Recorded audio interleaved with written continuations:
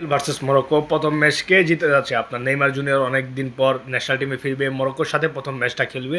তো মরক্কো আপনার কেমন চ্যালেঞ্জিং হতে পারে আপনার ব্রাজিলের জন্য, সেটা নিয়ে চলুন বিস্তারিত আলোচনা করছি। মরক্কো টিমে ওই টাইপের কোনো প্লেয়ার নাই যে আহামরি ব্রাজিলকে আপনার খুব ঝামেলায় ফেলবে, কিন্তু স্পেশালি দুই তিনটা প্লেয়ারের নাম আপনি বলতে পারেন, সুফিয়ান আমরাবাতে, ব্রাহিম দিয়াস, আশরাফ হাকিমি।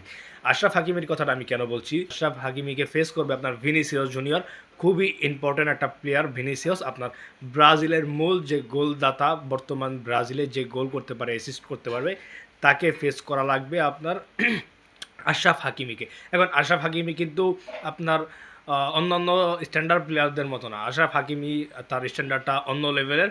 আপনার দুর্দান্ত প্লেয়ার, পিএসজিতে খেলে, আপনার রেগুলার চ্যাম্পিয়ন্স লিগ জিতছে, এর আগেও ওয়ার্ল্ড কাপে সে ভালো করেছে, আপনারা জানেন সে কোন কোয়ালিটির প্লেয়ার, আমার বিস্তারিত কিছু বলতে হবে না। তারপর রয়েছে ব্রাহিম দিয়াজ, ব্রাহিম দিয়াজও দুর্দান্ত প্লেয়ার, ব্রাজিলকে খুব বেগ পেতে হবে তাকে নিয়ে।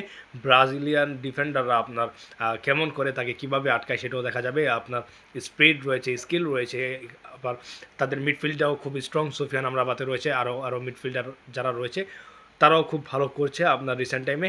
তো এখান থেকে বলা যায় যে আপনার মরক্কো মোটামুটি স্ট্রং, কিন্তু ব্রাজিল যে তাদেরকে হারাতে পারবে না, তারাই যে ব্রাজিলকে হারিয়ে দিবে ওই ওই টাইপের কোনো কিছু না। লুইস এনরিকে আপনার রাইট উইঙ্গার পজিশনে খেলে, ওইখান থেকে সে ভালো অ্যাটাক করতে পারবে। যদি হাকিমিকে যদি ভিনিসিয়াস ভালো করে ফেস না করতে পারে, তো ওই জায়গাটাই হবে খুব চ্যালেঞ্জিং, ওই জায়গাটাই হবে আসল ব্যাটাল। অন্য সাইডে আমি ওই রকম চ্যালেঞ্জিং দেখছি না ব্রাজিলের জন্য। এবং নেইমার যখন নামবে মাঠে, তখন তো ম্যাচের মোমেন্টামটাই ঘুরে যেতে পারে। তো আপনারা কি মনে করছেন, ব্রাজিল নাকি আপনার মরক্কো, কোন টিম জিতবে? আপনারা আপনাদের মতামত কমেন্ট বক্সে জানিয়ে দিতে পারেন। ভালো থাকবেন, সুস্থ থাকবেন, ধন্যবাদ সবাইকে।